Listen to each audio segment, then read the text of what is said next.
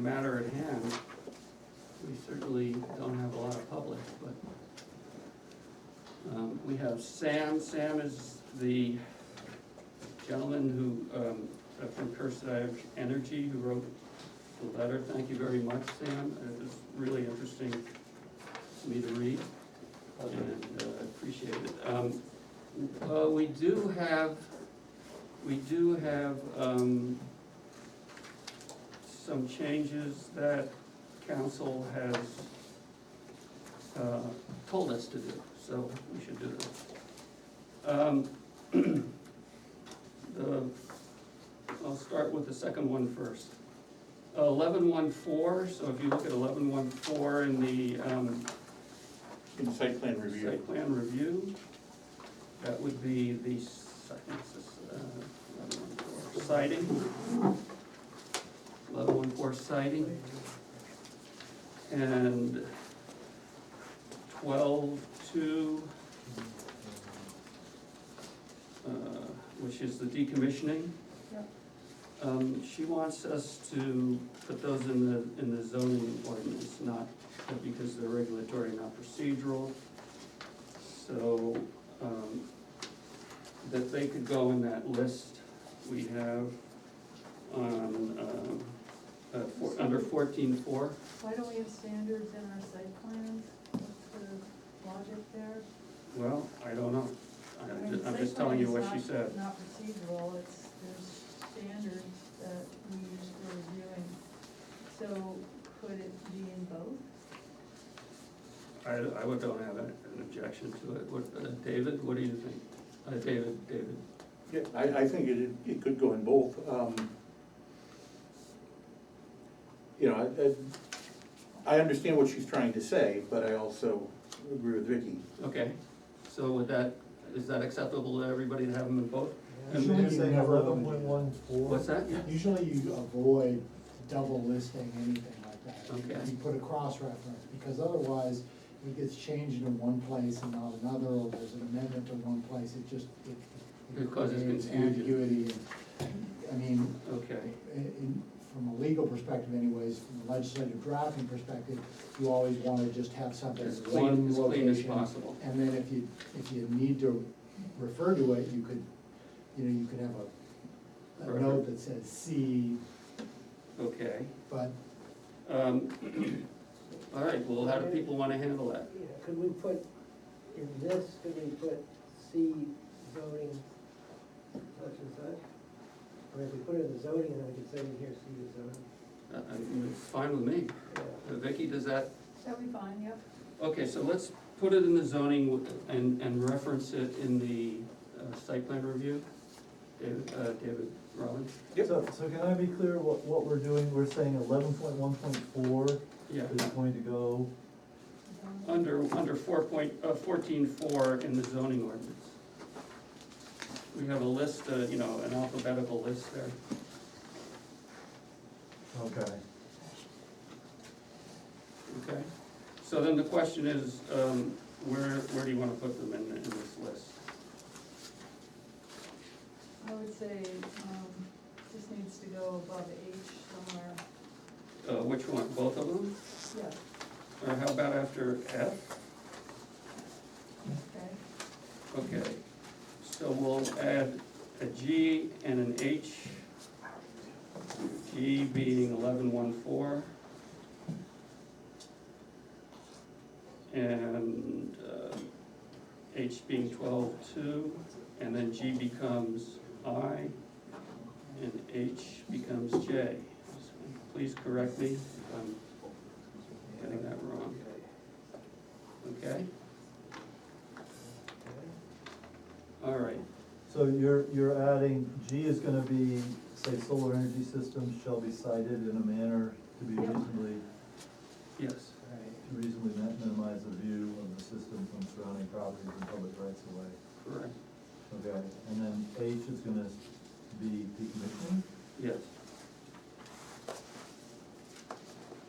Okay. And then the next two are I and J. Yeah, Yes. is that okay with everybody? Yep. All right, and then the second part is going to 10.5.6 of the site plan review.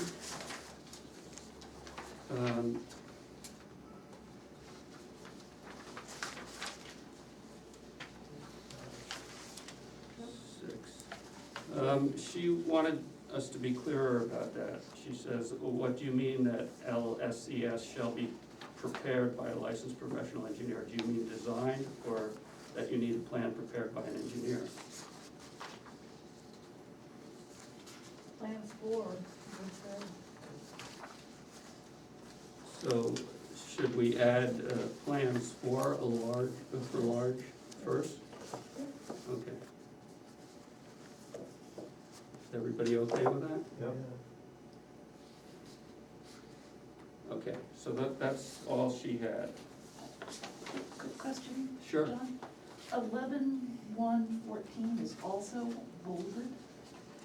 Is that just an oops, or No, does it mean something? The bolded is, all the changes that the board had made. Is all of the changes are bolded? Yep. Yeah, All right, thank you. sure. Okay, so that takes care of the legal stuff. We have public, so I'd like to, unless anybody on the board has anything they wanna say beforehand, I'd like to open it up to the public. Do we wanna introduce ourselves, since we made people that? This is Rich Brown. And I am John Stadler, and the other people will. I'll start. I'm Dave Robbins. I'm the Planning and Zoning Administrator. David Kahn, I'm a member of this board and also of the select board. And why did you go again? Yes, I will, thank you. My name is Rich Brown, I'm an alternate on the planning board and many other public bodies. John Stadler, Chair. I'm Tim Cook, I'm a member of the board. I'm Vicki Smith, I live on Market Street, and I'm just a member of the planning board. Rich Maggie, I'm a member of the planning board. Hebe Quinton, I'm an alternate, I live on Shoestrap. Okay, so, and Nat Niles is Observer. in process observer, neutral observer from where.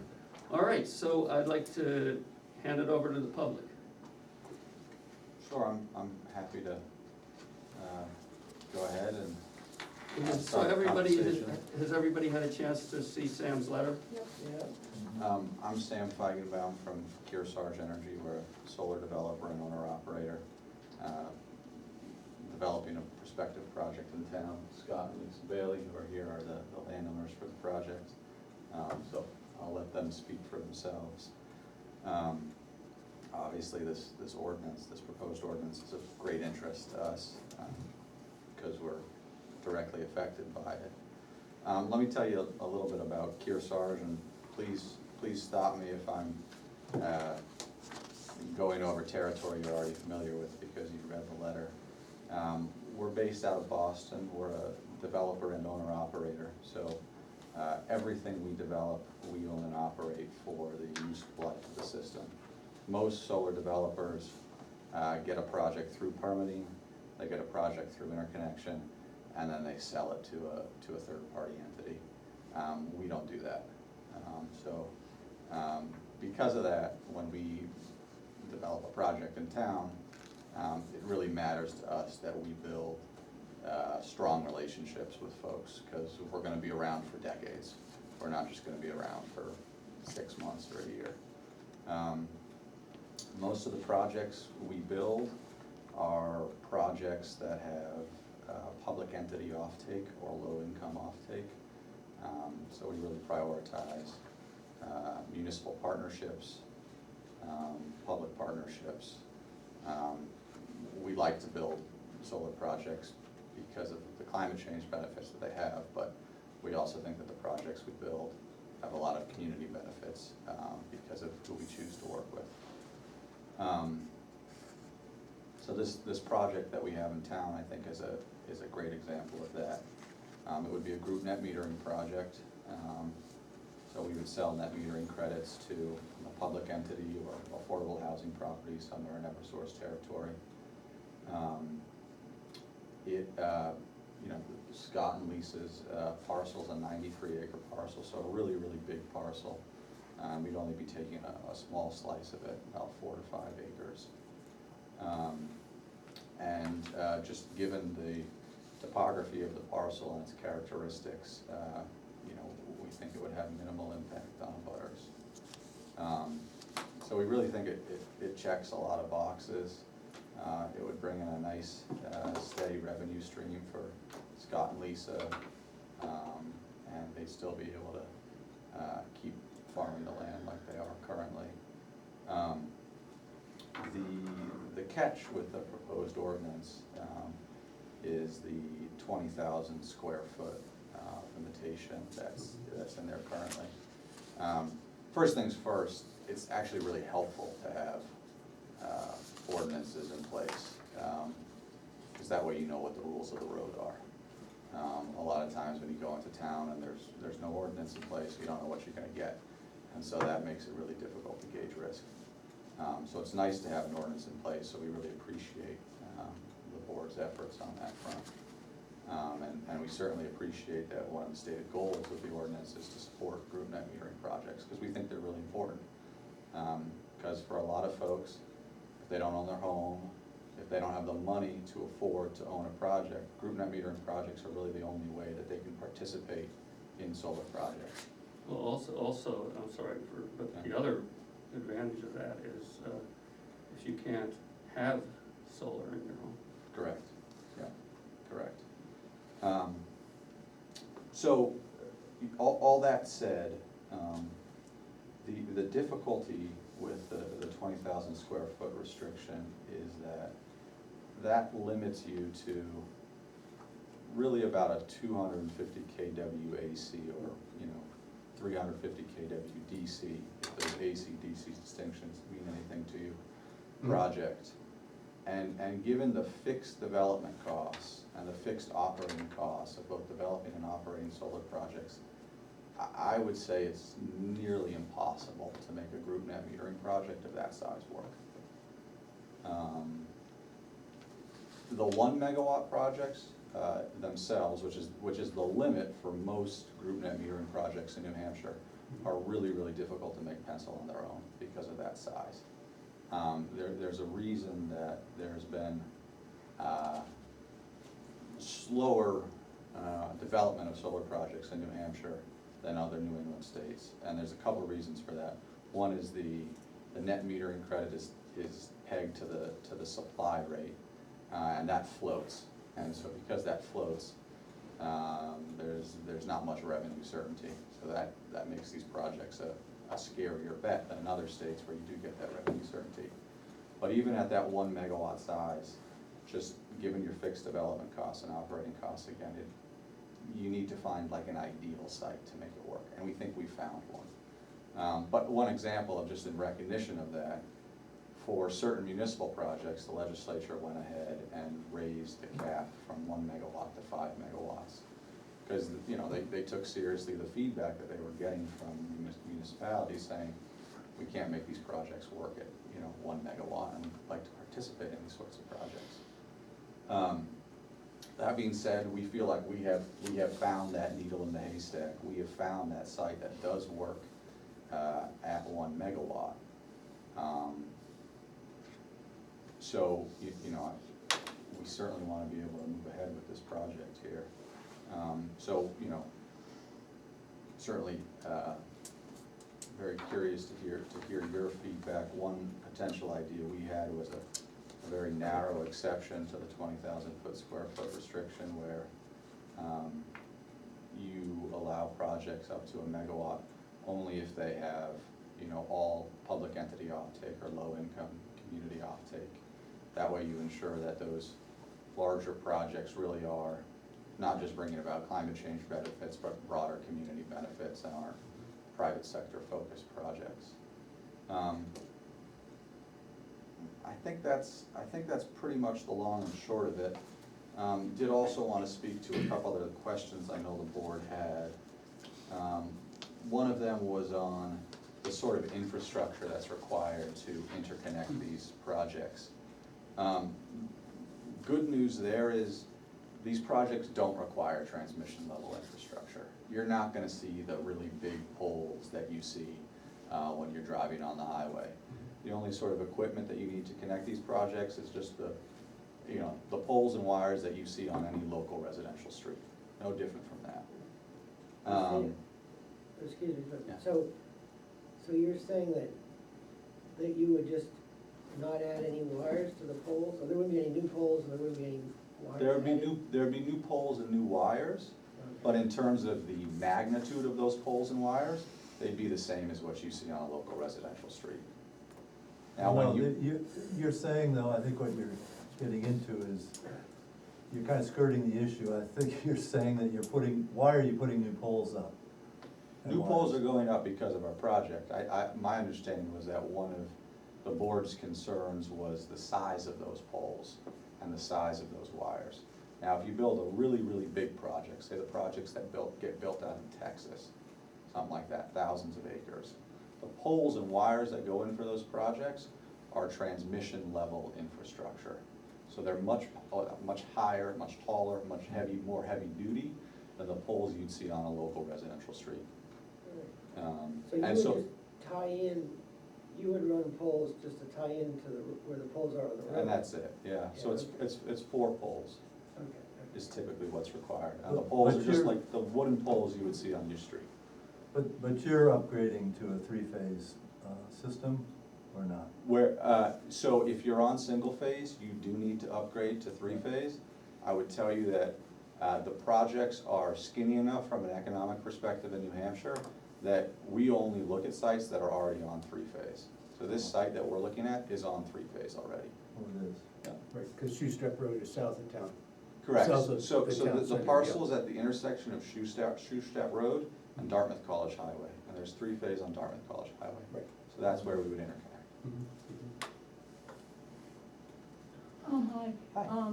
So I wondered, what permitting have you done to date for this? Do you have any permitting? We haven't kicked off the permitting process So you yet. haven't asked the selectmen about the new poles, and you haven't, No. yeah. No. So typically, the way that you sequence the development of solar projects is you start with the utility and you start with interconnection, because that can very much be a black box. Mhm.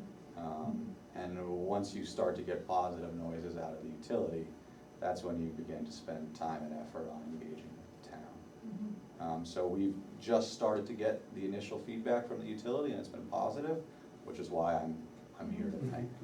Okay, and can I ask another question too? As many as you'd like. So it sounded to me like you're describing your company is kind of like an affordable housing trust, and that you provide affordable or green energy to certain households. Is that the only case where you would, do low, moderate income service provision or sales, or do you sell to your power to anybody? We certainly don't just sell our power to low and moderate income households. I would say the majority of our projects, we are either selling to a nonprofit entity, a municipal or public entity, or low to moderate income offtake. So who did you envision that would fill like those profiles for your market? So a group net metering project in Lyme, you can fill to an off-taker anywhere in Eversource territory. So we would look for affordable housing properties in Eversource territory, or we'd look to sell to municipalities in Eversource territory, including Lyme. We'd love to sell the net metering credits to Lyme if Lyme was interested in that. So the town itself? Correct. Yeah, and you haven't spoken to the town itself about No. this, no? Okay. Not yet, no. But again, very, very happy to begin that conversation. So the Eversource territory, I'm not sure how big that is, Sam, is that, I mean, that could be like 50 miles away or 100 miles away? Yeah, so I'll give you an example. Most of the southern part of the state is Eversource territory. So you could build that here and then you could sell it To there, to anywhere. an affordable housing property in Nashua, Right. yeah, yeah, Massachusetts too? no. Has to be Eversource territory within New Hampshire. And I just have one other question. Yeah.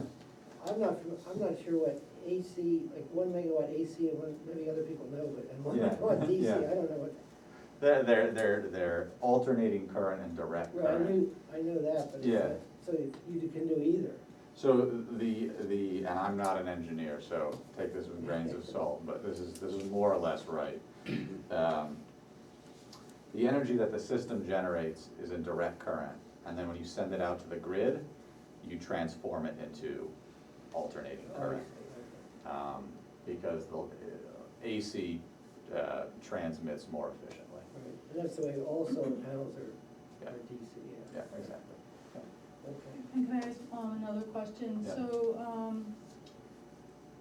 you're not gonna own this property, Bailey's will still own it? Yep, the Baileys will own Okay, it. so you'll be doing like a 99-year lease or whatever? Yeah, so the lease will be for the useful life of the solar project, Uh-huh. so it would be it would be a 25-year lease with options up to 45 years, and it would be for 4 to 5 acres, and the rest of the parcel, the Baileys can do what they will with.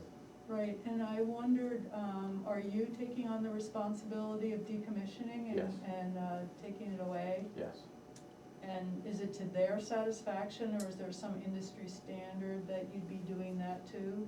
There's an industry standard that one decommissions to, and decommissioning is always addressed in the lease that you sign with a property owner. And then it's up to the property owner to enforce that, or what's the arrangement that's made? I don't. Yeah. So it depends on the agreement that you have in place, but often you put some sort of financial security in place, so that if, say, 30 years from now, Kearsarge has disappeared from the face of the earth, the Baileys, in this case, would have recourse, and there would be a pot of money for them to go get the solar project decommissioned if again,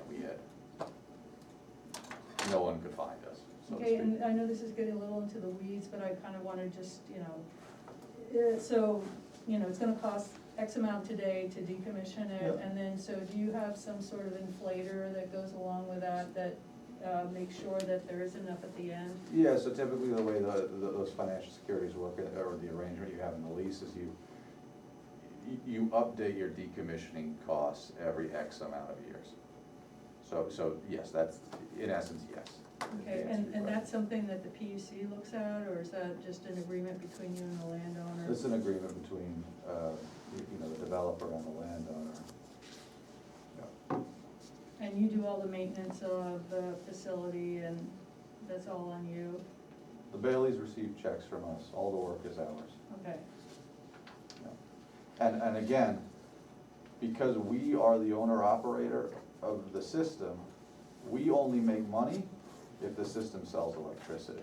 Mhm. So it's in our interest to use the highest quality materials, to maintain the system to the highest standard, Mhm. because if the system doesn't operate well, we make less money and we don't make our return. And that's a real difference between a company like Kearsarge, which develops its projects to own and operate them, and a developer who develops projects to flip them. Okay, so you have a proposal here that you would, it's an interesting proposal to allow a waiver of the amount of area used for a facility, and, if it's going to, the electricity is going to certain people. Yeah. And how much of a burden would that be on you? I mean, are you sure? I mean, I don't wanna be specific to this project, but this project and say you did another project in Lyme, are you sure that you would have that population to sell to, or is that putting you in a risk situation? Well,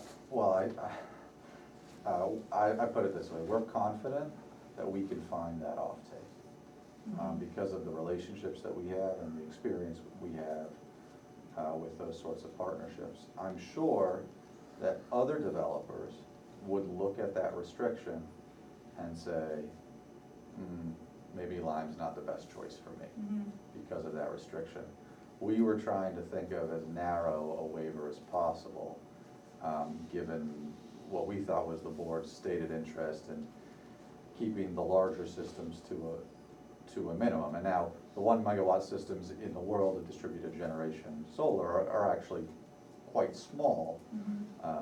Even in New Hampshire with the legislature now allowing certain municipal projects up to 5 megawatts AC, so more like 20, 25 acres instead of 4 to 5. But if the board's goal is to really encourage group net metering projects with reasonable siting restrictions, I would say that just an altogether waiving the 20,000 square foot restriction would probably achieve that end better. And then, you know, the board could use its conditional use permit process to ensure reasonable siting of those projects. And if the board felt like, you know, this project's just not gonna work from a siting perspective, you could reasonably deny the project its conditional use permit. Yeah, I just would say that depending on site plan review for denial can be a can of worms. Can I ask one more question? You can ask as many Okay, questions. so You personally, don't, I would just like to state, you don't have to ask okay. if you can ask more questions. Okay, thank you. So I really applaud the idea of this, going to, housing developments that, you know, are for low, moderate income people. I think that's great. But I think it's actually even better if households here in Lyme could use the energy first, and those people would be second on my list, only because it's kind of like, you know, we're having it in our town, and so it could benefit a lot of people in our Sure. community that aren't necessarily in that income category, so Sure. I guess what I would put to the board, and it wouldn't just be the town of Lyme, because I love the town of Lyme, but it's a very slow process to get the town of Lyme to maybe do something like that, and so I think that individuals might be more motivated to support your project, and to give preference to people in Lyme who might wanna buy in to the power would make me feel like I was giving this community a benefit when we are giving the developer the benefit of having a larger facility for their So project. Vicki, would you consider an income restriction on the Lyme resident to do that, or are you just anybody in Lyme? I would say anybody in Lyme, because I think because they need to also have a, you know, a project that isn't as risky, you know, Sure. and without a really small Sure, no, I was market. just wondering how you were But, no, I mean, considering I'm it just, if yeah, I mean, implemented. ideally, yes, but not everybody who's income restricted, Yeah. you know, has even got the bandwidth to think about changing, you know, their energy provider, you know, third person. It would be really cool if the town could. Well, it'd be awesome, Yeah. I just don't even know what the town's energy needs are right now in terms of electricity with the solar that we've got going, and, you And know. there's projects right now underway to add additional solar capacity on Right, the town garage and at the library, and we were considering adding it to the fire station, but there's some technical problems with that. Right. It interferes with the radio, I guess. right, so that facility would be a good one to buy into, so we could get local power in that way from this project, but I don't know, it just seems like, I don't wanna put the burden on the selectmen to have to figure that out and how it would get approved, or maybe you can just choose to do it, and we don't need to go to town meeting, or, you know, So, I don't know. okay? just to respond Yeah. to your point there, I think a couple, I don't know how you would phrase it, a couple difficulties with the idea to preference in some way Lyme residents. One of the difficulties with projects that, well, first off, there's not, how many folks live in Lyme? 1800? 1,800, okay, so not very many. So that's not really a large enough addressable market in of itself. Well, I wasn't saying exclusively, Okay. but I'm just saying All that right. that That would be could one be of a the partial. categories. Yeah. How many houses does one megawatt AC Yeah, supply? that's a good question. I would say probably about 200, 200 households? yeah. Well, I think, Well, let me, do you know the average electricity usage for a household in Lyme? I don't. No, No, I don't think we've ever had that number. probably average or more. Yeah, Well, I don't know I doubt whatever the if it's rate is, under average. our bill is somewhere between 100 and 200. Yeah. Yeah, so, see, I just had another question, as far as, I mean, I don't know exactly how this works, but let's say I wanted to buy in, is there a standard amount that everybody puts in, or can you put in as much money as you want? I mean, how does that work? So the way that buy-in works is you're not putting any money up. You sign up to receive a certain amount of kilowatt hours. And the kilowatt hours is matched to how much electricity you use. And the community solar project will sell you that electricity at a discount Oh, to the value of the net metering credit. So if the net metering credit is worth 10 cents, community solar owner operator, for example, will sell you the net metering credit at 9 cents. And you get your 10% discount. and is that fixed forever? It depends on how you structure the discount, but typically it's a fixed index discount, so it's a percentage discount. So in essence, you're guaranteeing savings. So you get a discount on whatever the price would be at the time? Uh-huh. I see. Yeah. So your percentage of, yeah. Yeah. So then, and how do you pay for that? How does Kearsarge pay No, for how that? does the owner, you don't pay for that at all? The owner doesn't pay anything. So the way it works in New Hampshire is they distribute, Eversource in this case, distributes net metering credits in the form of cash as opposed to on-bill credits. To you guys, To us, we are the group host of the project because we Right. own the project. right? So then every month, an off-taker for our project, say you are a subscriber to one of our projects, you would get a check from us worth 10% of your share of net metering I credits from the see. project. Okay. Okay, so based on whatever electricity I use Yeah, for that month, then you get I get a check for 10% of what that is. yes. Now, it's a little bit more complicated than that in New Hampshire, because the net metering credit does not equal the retail rate that you would be charged on your electricity bill. It equals the supply rate, which is one portion of your electricity bill. Oh, right, because right now I'm paying more for the supply than I am for the electricity. No, the supply is the electricity, you also pay for Oh, I'm- transmission and you're right, I guess, distribution. yeah, what I meant, I'm paying more for transmission than I am Yeah. for Yes. electricity. Because I'm paying 8.89 cents a kilowatt hour. Okay, that's what you're paying, right? And are you on competitive supply? I'm on direct energy. Okay, And so you're I had under- a 3-year contract with them, so I'm paying Yeah. 8.89. Everybody Yeah. else is paying like 20, Right, whatever, but I'm Right. only paying 8. right, yeah. All right, I'd just like to take a moment with the board Yes.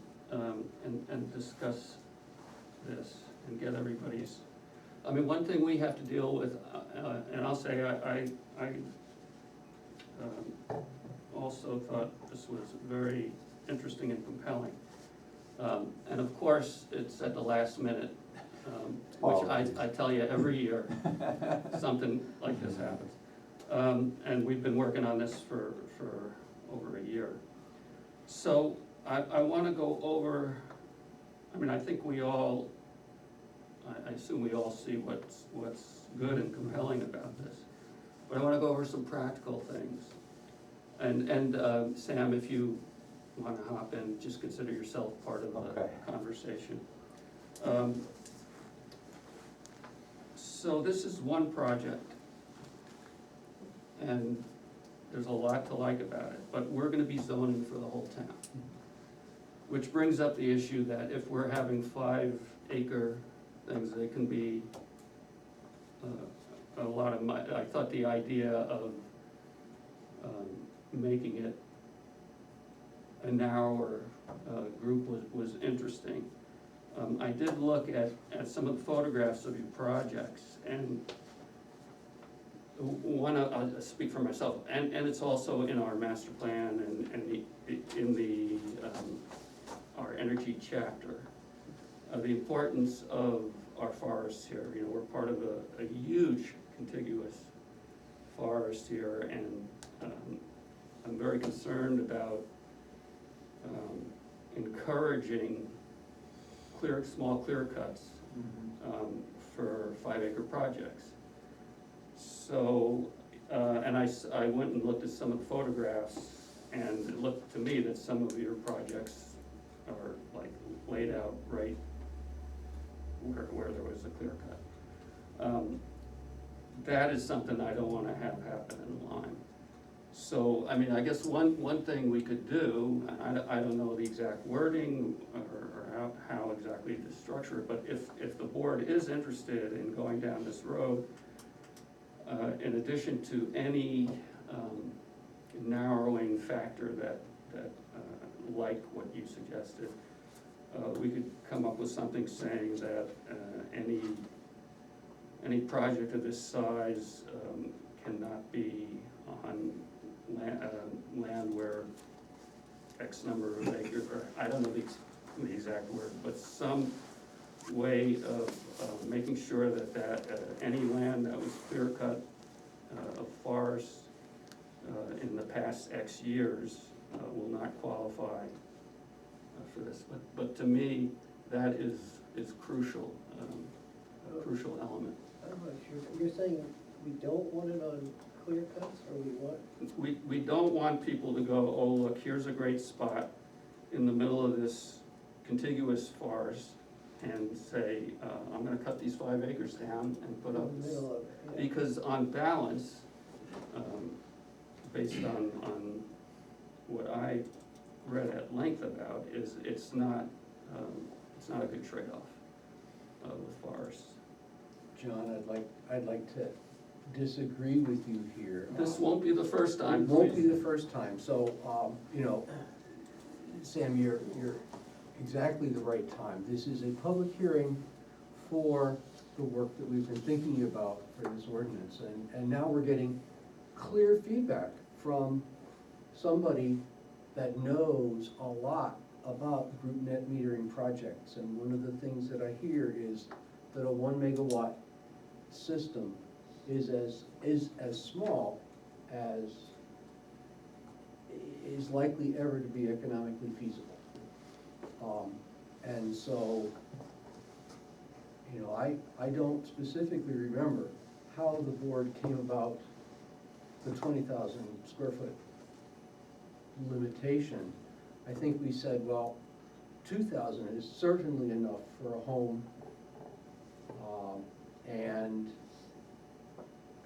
my memory is we just said, well, 10 times that would be fine for group net metering. We didn't do a great deal of research to say whether a 20,000 square foot system would be useful. And so we now have direct information from somebody in the public that does know and says it's not. And so my fear would be if we left that language in the ordinance. That's not what I was suggesting. Well, that. I was talking very specifically about protecting contiguous forests. I wasn't addressing that at all. Well, Can I ask a quick question of Sam? How does the surface area measurement that we're using in the ordinance translate into the megawatt, into production capacity?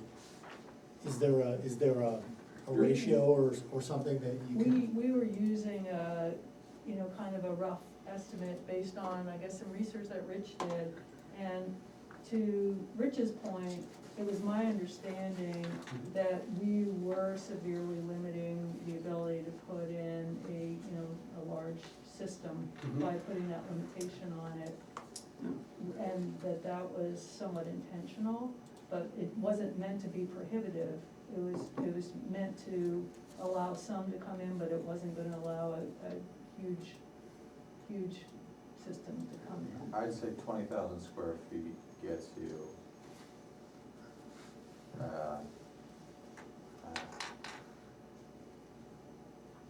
maybe 150 kW.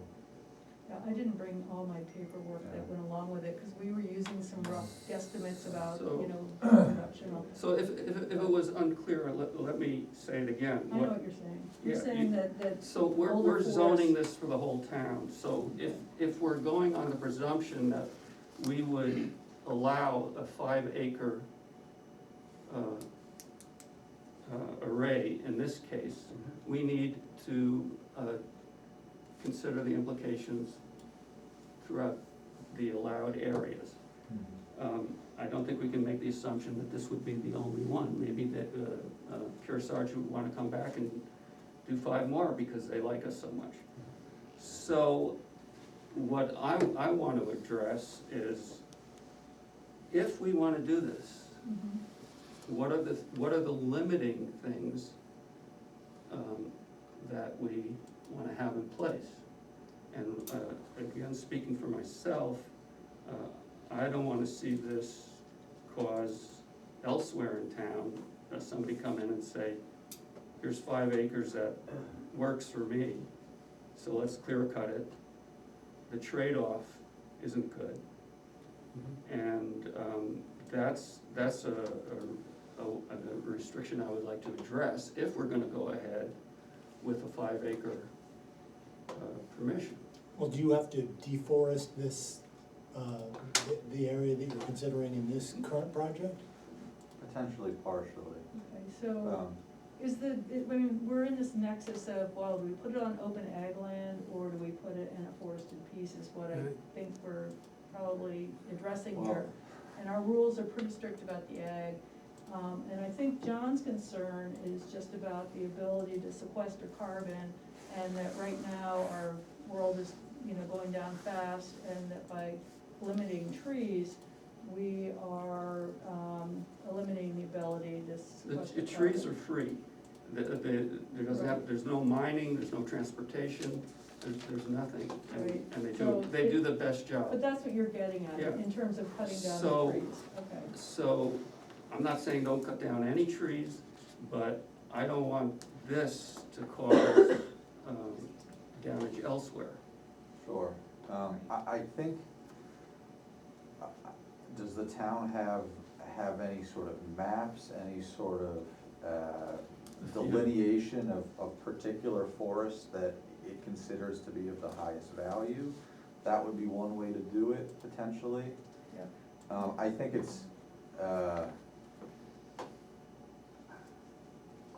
I think if the restriction is so broad as to be, you can't cut down trees, That's not what we're talking about. yeah, I don't think that would work. No, we're talking about big cuts. Well, it's also the age of the trees, because the older trees accumulate mass, greater mass than, even though that you've got fast-growing trees, and it's all about the leaves, because the leaves are what, and how many leaves they have, so bigger trees have more leaves, and they are able then to take in more carbon because of that.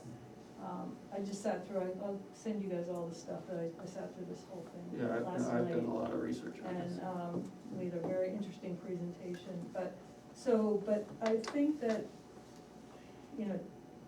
is it a younger forest? That would be a better one to cut than an older forest, to your point, what is the, and then, the other is that there could be some mitigation just by, planting trees someplace else, even though the young forest isn't as, but we're getting into a whole different thing. I would like to be able to have this project, we all use electricity, and, I think it's exciting that we have interest here in our community, and I, for one, I have my solar panels, but now I've got a plug-in vehicle, and I don't have enough solar, and I don't have a place to get it, so I would love to buy, power locally, and, Well, to be able to support that.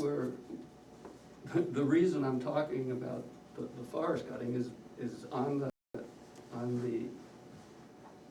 we're already starting from the point of view of, can we make this work? Right. This is a project that is, attractive.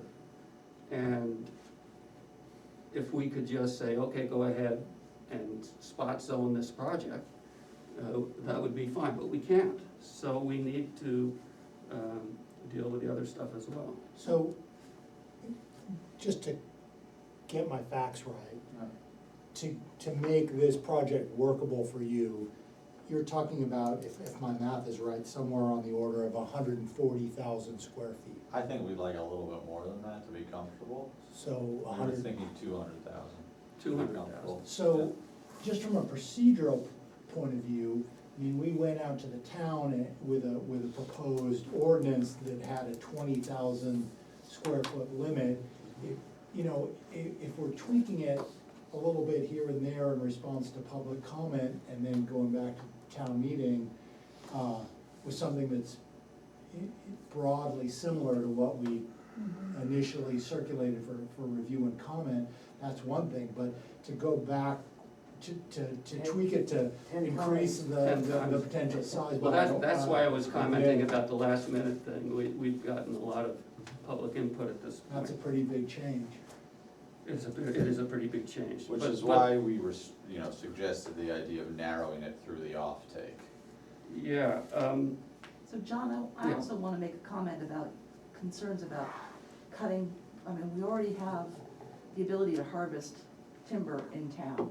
That's an authorized use, routinely Right. approved. And small clear cuts are actually beneficial for the environment because that's we're open to debate. excuse me, we're losing a lot of species because we don't have those small clearings anymore. There's a lot of species that depend on that kind of edge environment. We don't, cottontails and insects and all kinds of things. So I think that, just saying absolutely no, No, I'm not saying absolutely no. but, I think you're overselling Okay. the reason not to clear cut. I think, a managed cut is a perfectly Okay. acceptable thing. Well, that's, I'm gonna give you guys all the stuff that I sat through, and we can invite the person who's doing the presentation here, but that's another discussion, and I think it's a bigger topic for us in terms of our town and how it responds to climate change. And this isn't the right, So, situation for. If, just one comment here, if clearing is an authorized use, I think it would be very difficult, just from a practical standpoint, to restrict solar that could go into what a private Yeah, it might landowner be. would have the authority to do of their own volition. it might be, but it's a concern, Well, at that's least why I'm for me, saying but it's another obviously not for discussion. everybody. Yeah. It's another discussion that we need to have So, about. in terms of I think the various things we're gonna have to consider if we wanna encourage this project. Mhm. So, that's just one issue, but we're gonna have to look at, as David Kahn said, this is 10 times what we got feedback on. Right. So, what do we have, when would our final approval have to, actually, I think I'm just trying to think about playing this out, so so if this gets voted down, it gets voted down, and then they can still come forward, right? do we really wanna send something that we? I don't get that? want that, but, and then I have lots of experience with sending stuff up there. Yeah, right. It's not that bad. So, Alright. so then We'll survive. You then hold the your bailiffs head can high still and- come forward, I mean. Alright, so, Yeah, so that's, there's that. that's one and- approach. and- Yeah, and so if it gets voted down, if it doesn't get voted down, then they can still come forward. So, alright, so let's get a sense it just, of the board. how soon are you coming forward?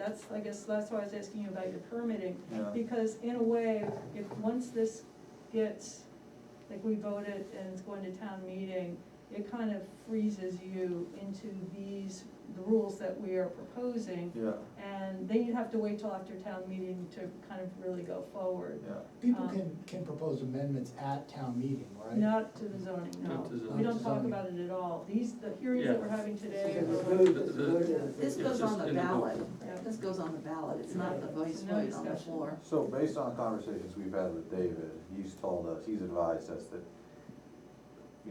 if we tried to permit this tomorrow, he would tell us to wait until the vote on the ordinance at town meeting in March.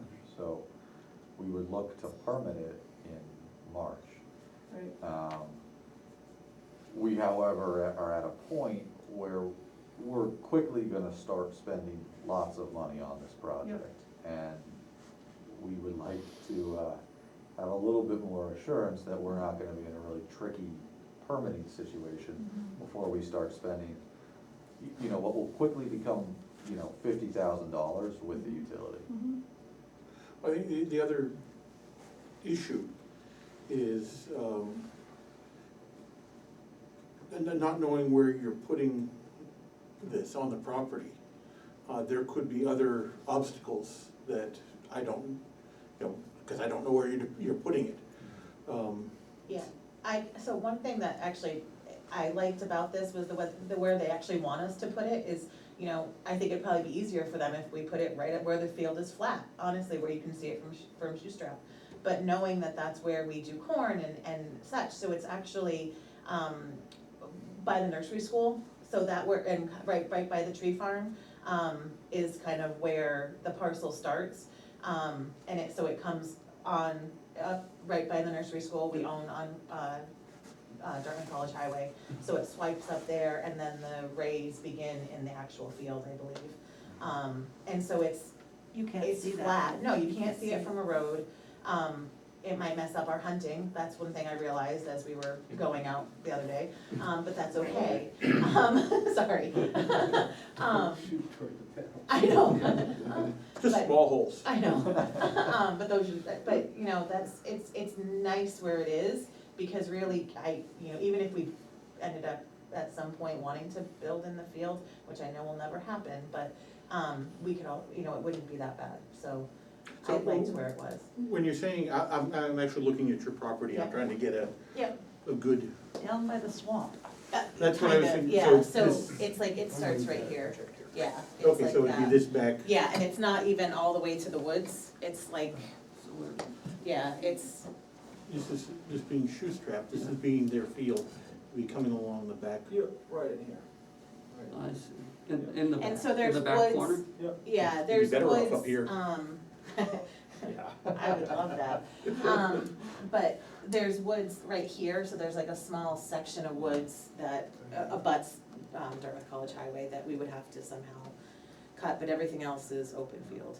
Right, so it's by the bowling. Everyone would like it on. And the bowlings are right there. Not gonna happen. Yes, yeah. Maybe in 100 years, the technology will be good enough to put it on. Well, the KB's front yard too would be, we're seeing a lot of, where the yellow is, that's all south-facing slopes. Yeah, yeah, no, so this is the best, because there's also no three-phase on Shoestrap Yeah. Road, that's single phase. Yeah. And again, certain projects, you can extend single phase, you can afford that. New Hampshire 1 megawatt projects, you really can't afford that. Also, I know that whole area burned in 1955, Okay. so it's not that old, the trees aren't that Are old. you in a butter to this? Almost. Yeah, Yeah, I think we might meet at the top of the hill. possibly, Right. yeah. so that makes you a butter, but that. And then your land kind of wraps around. It ours. goes around and then comes Yeah, back so down. we are Yeah. butters, but Yeah. yeah. Are you legal abutters? Yes. Oh, okay, that, we have to keep that. Well, I know, but we're talking about a zoning Yeah, amendment, not a. but I mean, project, at- you know, but if at that it's- point, if it- yeah, yeah. whenever you. Kearsarge's founder actually grew up going to a cabin on Shoestrap Road that No his parents way. owned. So it's kind of a special project for Who were his Kearsarge. parents? My boss's name is Andrew Bernstein. I don't know his parents. Huh.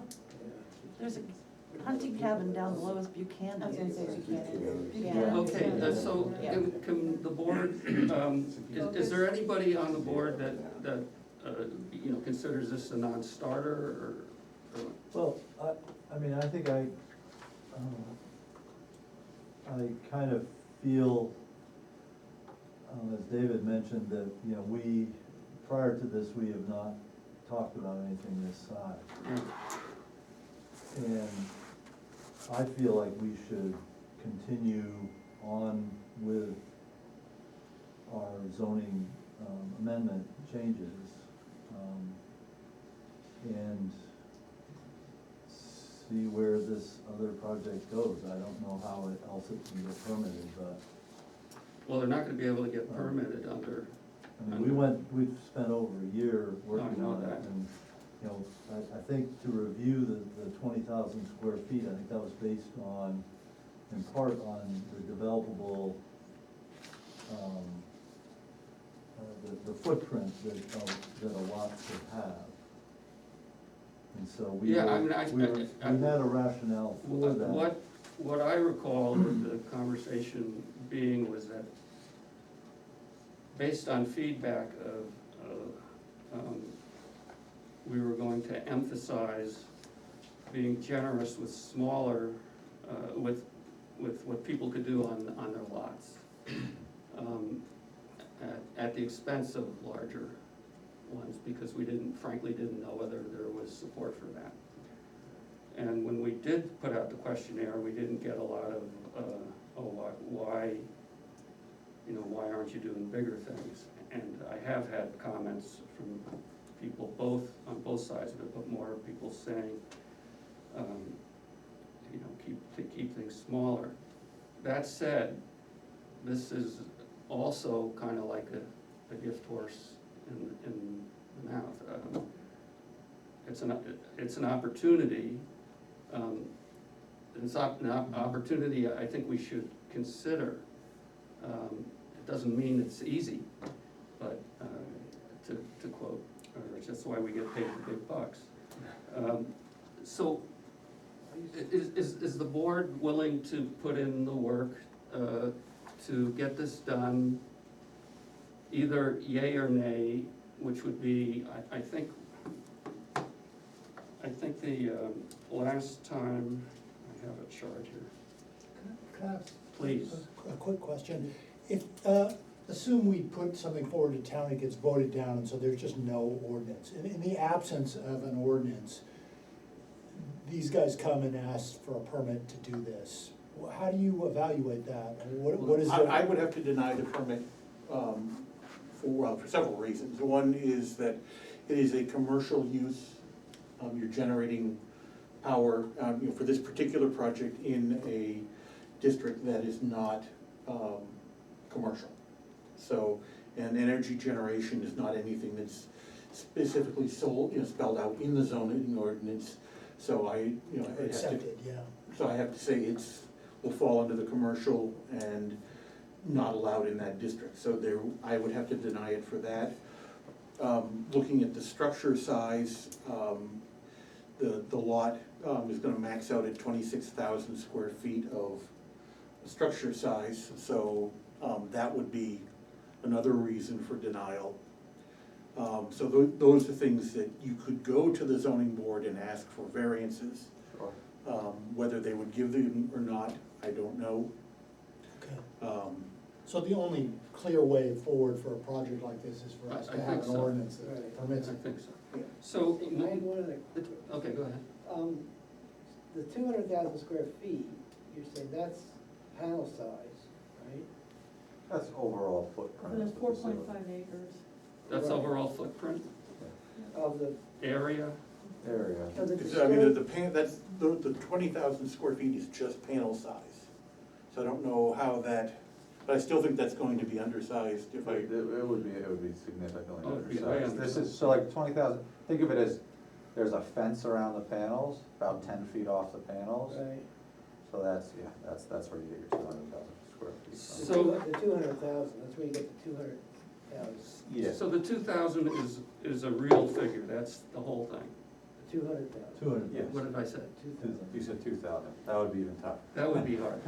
200,000 Yeah. is a real figure, that's It's the the whole. real figure. Okay, And that's so- the that would be the outside of the fence and the whole, yeah. Okay, so, if I'm reading this, Is that always gonna be a safe cap? I mean, if we're gonna move the cap from 20,000 square feet to 2,000 square feet, 200,000 square Yeah. feet, is that gonna be, or are there gonna be situations where someone's gonna come in and say, nah, to do a megawatt, we need 210,000 square feet? I think it's a safe cap. I would also say that modules are getting more efficient, and as modules get more efficient, the square footage you need goes down. So we've tried to give you what would be a safe cap. okay, so I'd just like to get back to the practical stuff. Monday, January 1st, if I'm reading this, January 31st, if I'm reading this, last day to hold final public hearing on proposed zoning amendments. This is 2022. Yeah, it's, the Is that schedule what comes the- out for 20, This is, 23, this yeah. is the old one? All right, so Yeah, do you so have a we- new one? let me see if I can get that from, Well, Dave is looking, I had a couple thoughts of ways to help. A postal patron mailing is really only a couple $100 through the Lyme post office. So we could inform the town in a meaningful way of our opportunities that have come up. If you're concerned about, we told the town about one thing, and now we're thinking about something that's radically different. Well, we So, I did, mean, yeah. I mean, this is budget season, and I think asking the budget committee for, $1,000 for a couple of mailings over the next year, one perhaps about the energy and one or two about housing, might be a way to go. Well, the budget committee goes to them, so we can go right, Don't point at me when you No, say he's we that. can go right to that. David's not budget, Well, ultimately. he's a select. Yeah, he's, right. it Ultimately. ultimately I'm goes on to the the budget select. committee, and I'd vote for a couple of mailings, so. Yeah. Well, I mean, anyway, the anyway. It the would just mail-in, be- yeah, anyway, let's determine the date, because we're up So against the, limits. the thing needs to be conveyed to the town clerk 5 weeks in advance, which is February 7th. That means that we would have to have final stuff heard and ready to go, on the previous week, which, so January 31st. Is that a Thursday? Yeah, no, it's not, February 2nd is the Thursday. February second, if we got it done by February second, we'd be We'd okay. be able to convey it to the town clerk by February 7th. Okay, So we have a little bit of time. so we have time, so I think what the board needs to do is, have the conversation about, number one, do we wanna do this? And number two, if we wanna do it, how are we gonna do it? Well, the only thing, I find that enlarging it, there needs to be some benefit to the community. And, the best thing I can think that these things would give is like the opportunity to get green power. So some preference to Lyme residents would be, what I would like. I totally agree with John about the cutting forests down for stuff and, but this isn't the conversation. We need to address that for other types of reasons why people would cut and not just for solar. I don't think that that's a fair burden to place on solar development in our community, because people Well, can cut it for, we're other getting, things, so. we're getting into weeds we don't need to get into I yet. understand, but I'm telling you, I don't really wanna work on the no cutting situation, or if we Fine. cut, But under this. let's have that conversation when we're, right, so Where we that, go? yeah. so, are we agreed that, this is compelling enough for us to, work on, put what we have on hold? We do have a reasonable amount of time. I like what we have. I'm happy to hear this real world situation, and, I just wish, that there was, getting up in a public hearing and explaining to people why we've enlarged it, it needs to sound like a good deal for Lyme, and not just for, developers and for people who live in the southern part of the state. It's like Bethlehem hosting a huge landfill, that kind of thing. It's really, the externality is going, and so it really needs to benefit our community. We just need to be creative in thinking about that. Yeah, I think we need to be creative. I would suggest not waiving the 20,000 square foot limitation. And I would see, it does seem like a big change after 200,000, I agree. I would just give yourselves the discretion to waive that for a narrow subset of projects. Well, Based on- but we would have to make those The those justifications. denials, the justifications have to be real. Sure, So that, I think that's our challenge. Yeah, you could just, provided however, that the planning board shall have the discretion to waive this restriction. Yeah, but that doesn't really work, because that's just too open-ended. We have to justify it, it has to be justified based on real things, Sure. not, oh, we don't like the the citing. No, I understand that, so I was gonna say, have the discretion to waive this, or even shall waive this, if you feel more comfortable with that, for projects which have certain offtake criteria. Yeah, we need to, that's exactly Yeah. what we need to Yeah. define.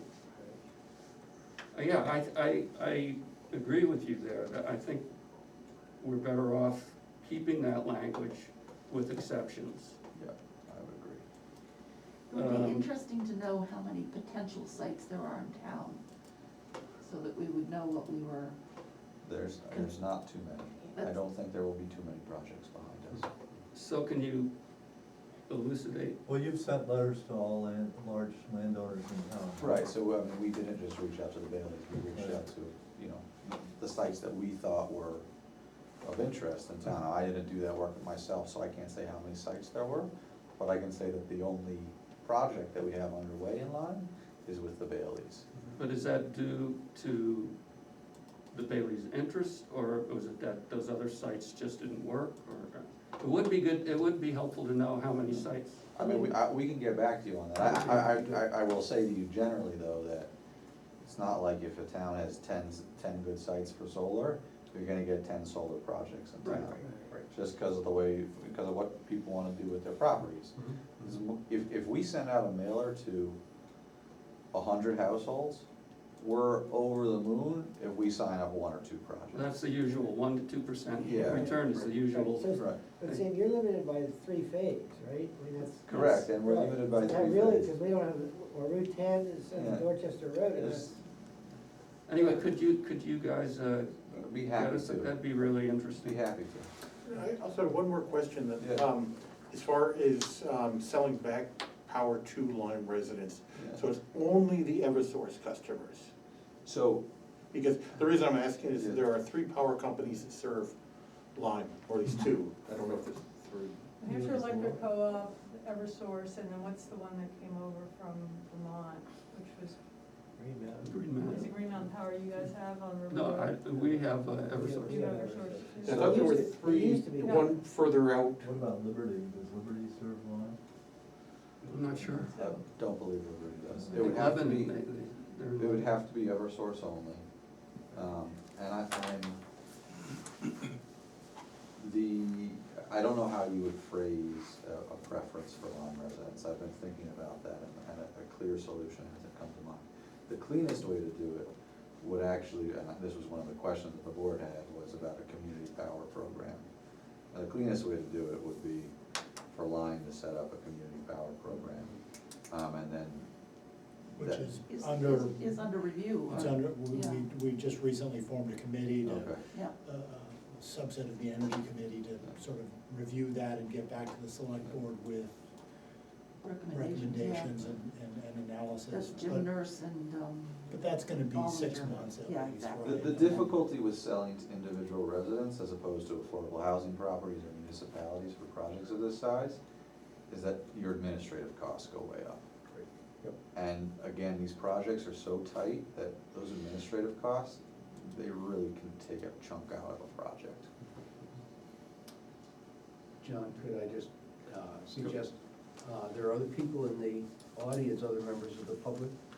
I don't know. Peter, did you wanna say anything?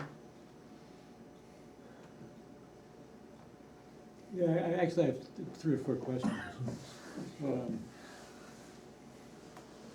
So you basically are a private company, you build this, and you sell it to people. Is there some unique tax advantage to selling it to minority or subsection 8 or some kind of government-funded housing? So there are 2 things that are attractive about selling to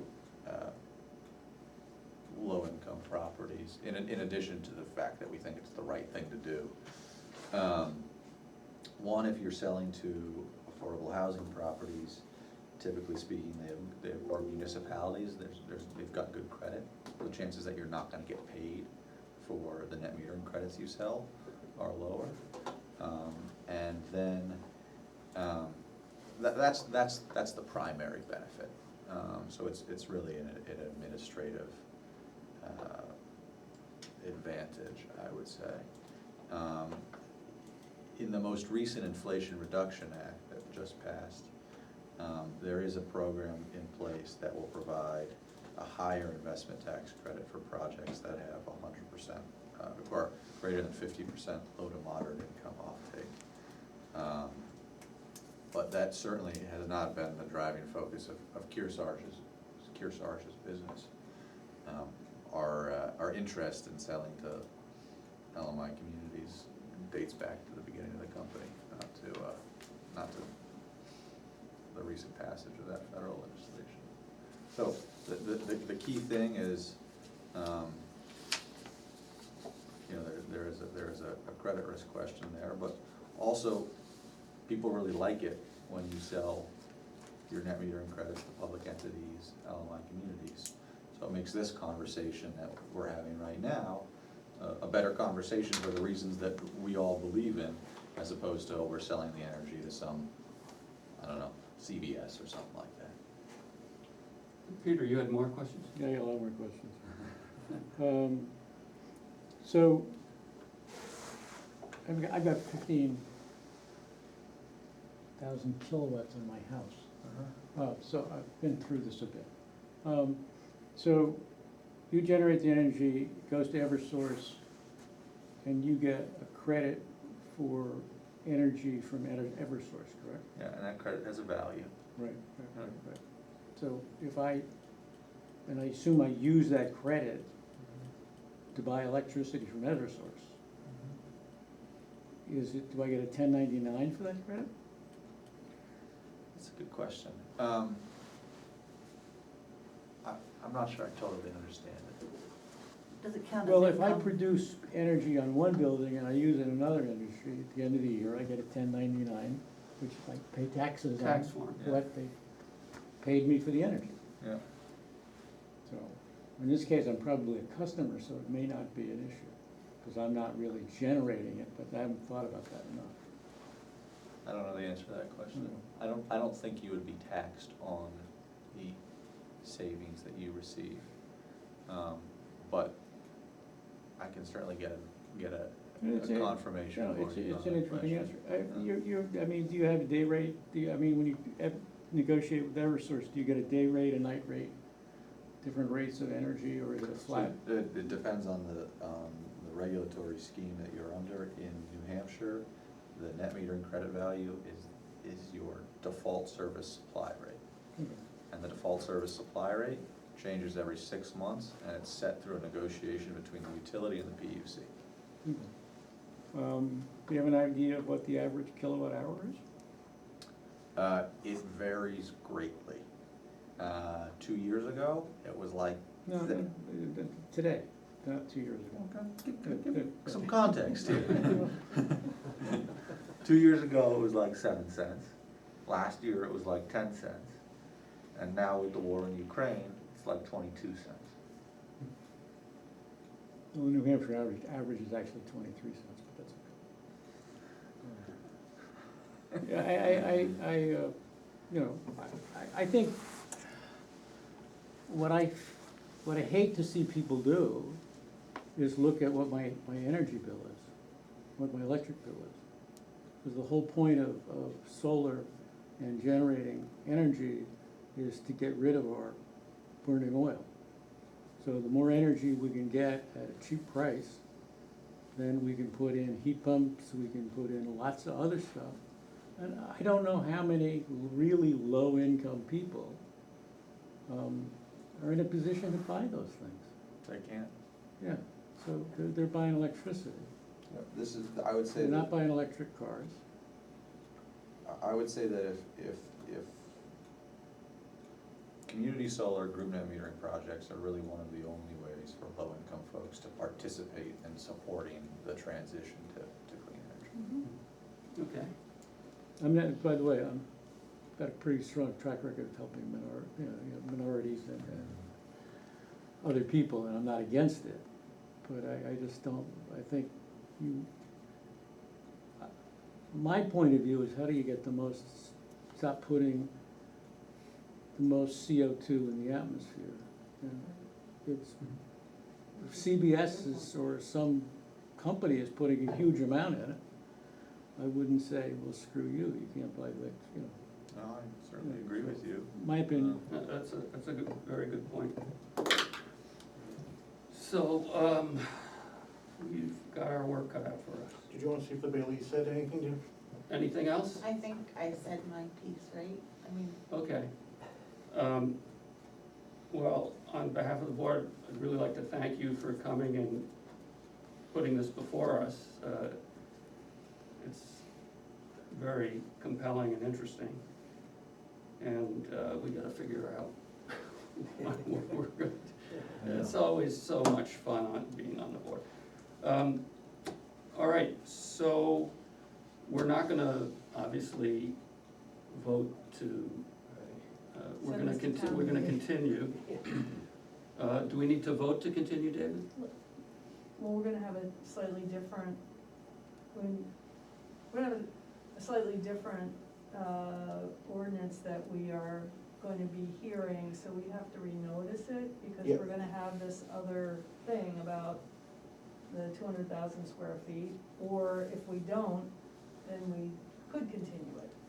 But So, it sounds like we want to apply the 200,000 square feet. well, we which means certainly we'll wanna renotice it. pursue the possibility of it. Yeah, yeah. Is it, So then we need to is renotice, we'll there- have some language. it's not a problem with renoticing, we got No. plenty of time, right, It's, David? and you do have to, have another hearing, because Oh, you've absolutely. made, well, irregardless, if you just decided tomorrow, say, nope, we're gonna go with it as is, you made changes earlier on Right, that are gonna require, Sure. right, yeah, the lawyer changes. right, the yeah. lawyer's Right. changes, so you will need to Have another hearing. have another hearing. Yeah. So the question is there any reason for us to continue, or should we just No, there's No, renotice? no, there's no reason to continue. Okay, so we'll just renotice. Shall we, all right, So the hearing's closed, is that what you're saying? we can close the hearing, but we need to. Right, well, then, you know, so we're not, you know, we're not Yeah. in hearing Before anymore. you, It's like, before you okay. close the hearing, Yeah. I think it would be, and I don't know if you're in a position to do this, but if we could get some sense of where the board is at or where the board is trending, that would be great, because. Well, I hope you're getting a sense, I mean. I think I am, but, I'll give you my sense, which everybody else on the board will disagree with, and then you can ask their sense. But my sense is that I can tell you, after having worked for over a year on this, if you told me that something was gonna happen where I would wanna reconsider it, I would tell you there was 0% of that happening. Well, the 0% has happened, so, I mean, I'm interested, I can't tell you where it's gonna go, but my sense of the board is that it's not necessarily a done deal, but there's a lot of interest. I throw my opinion out there, I think is very compelling to say a megawatt plan is, is economically feasible and something smaller is not. There's no point us bringing forth an amendment that people are gonna tell us it's not economically feasible. Well, that's only for the large systems. Oh, mean, we're I still think that the providing two some thousand clarity. square foot for the Good, small yeah, system, yeah. that's, I'm Yeah. very comfortable Yeah. with that, but. Yeah, Yeah, but I would say that everybody on this board, prior to this coming before us, was completely comfortable with the 20,000, Right. because everybody voted in favor of it. yeah. But I think, So that's a little bit misleading. but I think it seems like it comes down to whether we wanna have group net metering in town. Because I don't think we realized, at least I didn't, like, how large they had to be to make it feasible. if you want So group if we net want metering, Well- group net metering in town, that, I mean, that's kind of the issue. that's the really. question. I mean, setting aside my interest in this, and of course, I'm a biased party here, but if you want group net metering in town, Right, then we have to. you have to deal with that 20,000 square foot restriction. If you don't want group net metering in town, keep it in there. Right, and that's what I mean, that's kind of the Well, basic issue. I disagree. I mean, he represents a private company that's making a profit and is also renting the property from the Baileys. Yeah, I to do think that. that's a given. So, I mean, I think if a bunch of Lyme folks wanted to do something on property that they own, they could certainly do something with the 20,000 square feet. Yeah, my But recollection, It wouldn't be feasible, it wouldn't be financially, it sounds Sure like. would. Because my, they got my, less mouths to feed. Okay. we can have this discussion, and to your point, I'm To your happy to po- speak to that. okay, but let me get back to Yeah. your point, you wanted a sense of the board. Yeah. I think the board is very interested I in, agree. in your proposal. What'll come out, I can tell you from, you have, countless people on this board, I can't count that high, with a lot of opinions. Where that'll land, I could not tell you. Okay. But I can tell you that it's exceptional that at this late date, the board is even willing to consider this. Understood, appreciate that. I need ideas about how this is gonna benefit our community. And so if you can think of anything good that we might put in here that, because you are in the position of being a solar developer, what would that be? And so, if, I can kinda hear that, yeah, Lyme residents, it'd be hard for them to have, I don't even know if it's legal, to make that offering to Lyme residents first. But I'm gonna need something like that in order for me to be 1,000% on board with changing. Just because, I don't know what good it's doing our community. And I've bought 2 solar systems, I've got a plug-in car, I'm in there, but I have to think when I'm sitting on this board, why is this good for our town?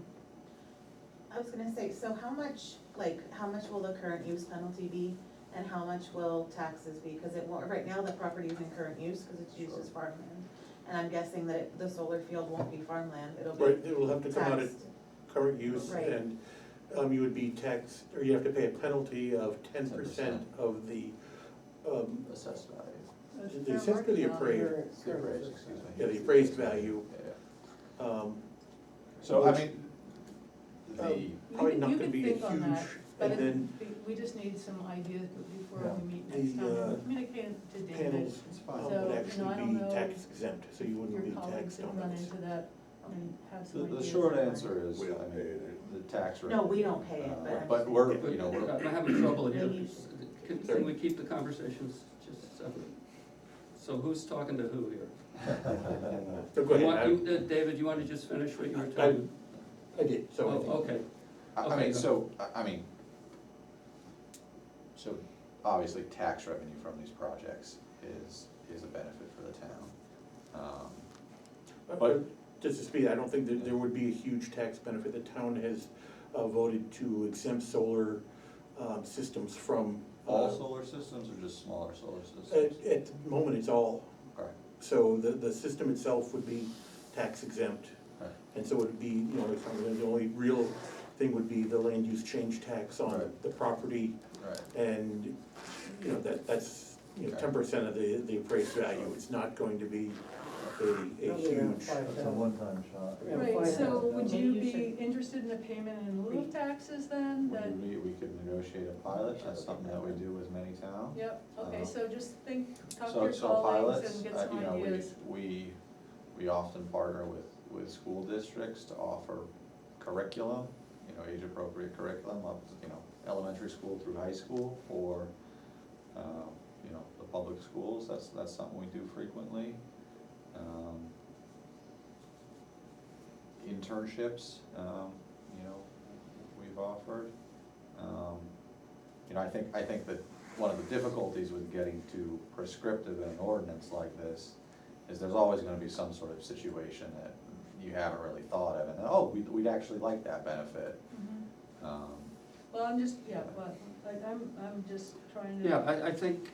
get some ideas, so Yeah. what you're talking about is good, and send them to David so we can Okay. think about them when the And, project's and ready. apropos of what Vicky's saying, and I agree, it's fine if it's rejected, but I would like to maximize the chances of it. I mean, Vicky, isn't the real benefit, all of that stuff seems like a little bit of trickery to me. Isn't the real benefit to this that, if you think it's a benefit, is that you're generating power through solar energy rather than burning coal or burning oil? Well, yeah, except that I don't know, there was Peter, or I- somebody pointed out, is that relative to what your electric source is? What is the electric source using? Certainly I can tell you that in New Hampshire, Yeah. solar is displacing natural gas. Okay, It's not coal, so it's, natural gas is cleaner than coal is. So, the relative carbon benefits of a solar project in New Hampshire are not gonna be as great as a solar project in, say, North Dakota. Where the, you know, the backbone fuel source is coal. Yeah. But you're displacing a natural gas. so anyway, from the board's point of view, the more you can tell us along the lines of what Vicky's asking for, it would be helpful. All right. Peter? I would guess that the average person in Lyme that has a family with 3 cars burns more gas in their cars than they do the equivalent to create energy. So I go back to the point, you can't just look at your utility bill, you gotta look at where you're creating CO2 from, and what does it cost? Right. And quite frankly, after watching, you know, the price of gas, and our friends in Saudi Arabia who helped us so well, it's energy independent. I look at solar as stealing energy from the sun. Okay. So, Well, a solar minute not used is gone forever, that's for sure. we'll close the hearing, everybody ready to close the hearing, so we'll just renotice. Any of that information you can get us would be great, including how many, places they contacted in Lyme, or identified in Lyme, not necessarily When contacted. should we get that information to you, Bob? As soon as you can, Okay. and get it to David, and he'll get it to us. You have my email? Is as soon as you can, tomorrow end of the day? No, I Next mean, week? we're gonna be, our next meeting is 2 weeks, are we 2 weeks? Nope, No, that's Three Thanksgiving. weeks. that's Thanksgiving, so Oh. it's going to be, the second So there is Thursday a in big December. break. So we're like a month away, Well, Yeah. Do we need to have another Yeah, meeting so- then, John? I think we need to have another meeting. I think so, We're gonna too. move on this. okay, so when do you wanna have that meeting? Week before Thanksgiving? Okay, what's That's that next date? week. That's next week, and the 17th is already, the room is already booked. Well, we don't have to meet in this room, we can meet in, that's No. Friday. I mean, the 16th. Okay, you'll be meeting without me. Okay, well, then we don't wanna Thursday, do the that. first How of without me? December. Okay, The so. 1st of December instead? No, 30th of December. Of December, Is that No. November? November. Sorry, November. What's it, that's a Thursday? Yeah.